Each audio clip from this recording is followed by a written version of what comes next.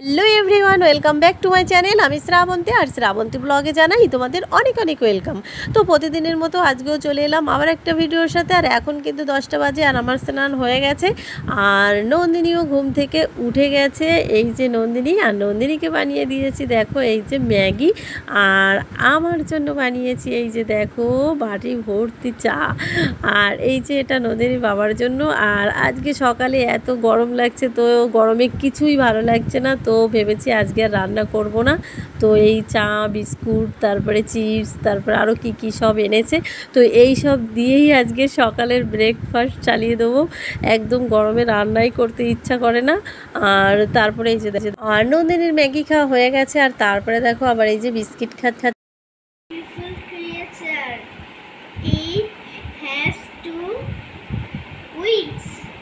It can fly. It lives in nest. Its baby is chick.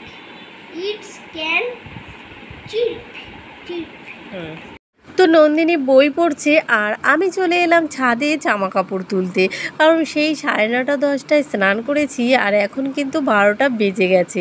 আর এতক্ষণে জামা কাপড় শুকিয়ে একদম ভাজা ভাজা হয়ে গেছে।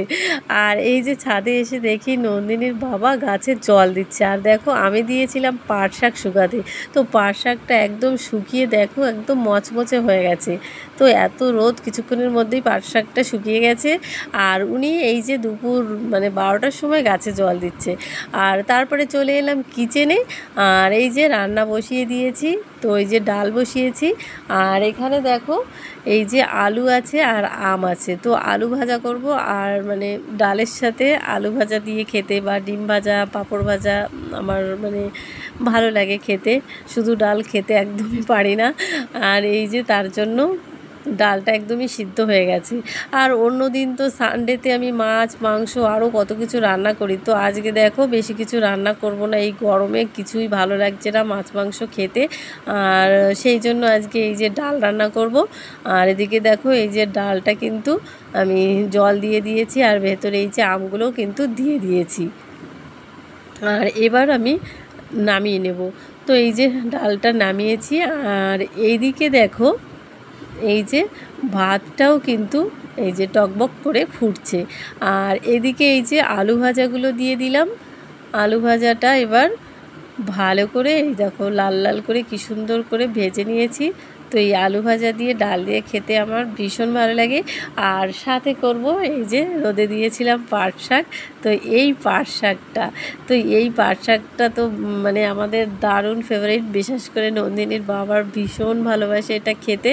তো এই যে এখন এই পাট শাকটা দেখো তেল দিয়ে, লবণ দিয়ে আর হলুদ দিয়ে আমি ভেজে নিলাম। আর তারপরে এই দেখো এই যে প্লেটটায় রেখে দিলাম, তারপরে ঠান্ডা হয়ে গেছে।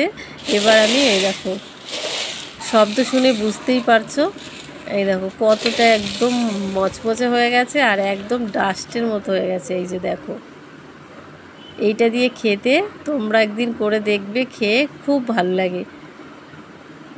তো এটা হয়ে গেল, আর তারপরে এই যে ফোড়ন দিয়ে দিলাম আম ডালটা। তো এই যে এবার নামিয়ে নেব। তো ডালটা আমার রান্না হয়ে গেছে। আর তারপরে দেখো এই যে আজকে বলেছিল আমাকে ডিমের কারি করতে, তো আমি বলছি দুধ এত মশলা মানে খাবো না, তো সেই জন্য সিদ্ধ করেছি ডিমগুলো। তো সবাই দুটো দুটো করে ডিম খাবো। আর এই যে মেনু, তো আজকে দুপুরের লাঞ্চ মেনু টক ডাল, দুটো করে ডিম সিদ্ধ, আর আলু ভাজা, আর পাট শাক। তো এটা আমার জন্য সাজিয়েছি। আর এই যে তারপরে বসে গেছি খেতে।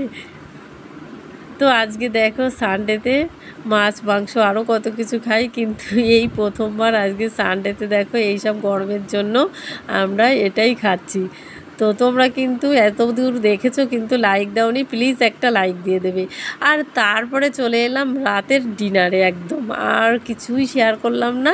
তো রাতের ডিনারে নন্দিনী তো আবার মাংস খায়নি, তো সেই জন্য বলছে ও বিরিয়ানি খাবে। তো রাতে আবার ওর জন্য এই যে বিরিয়ানি এনে দেওয়া হয়েছে।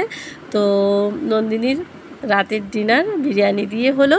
তো চলো আজকের মতো এই পর্যন্তই, কালকে আবার দেখা হবে অন্য কোনো নতুন ভিডিওতে। তো আমার ভিডিওটা কেমন লাগলো অবশ্যই কমেন্ট করে জানাবেন।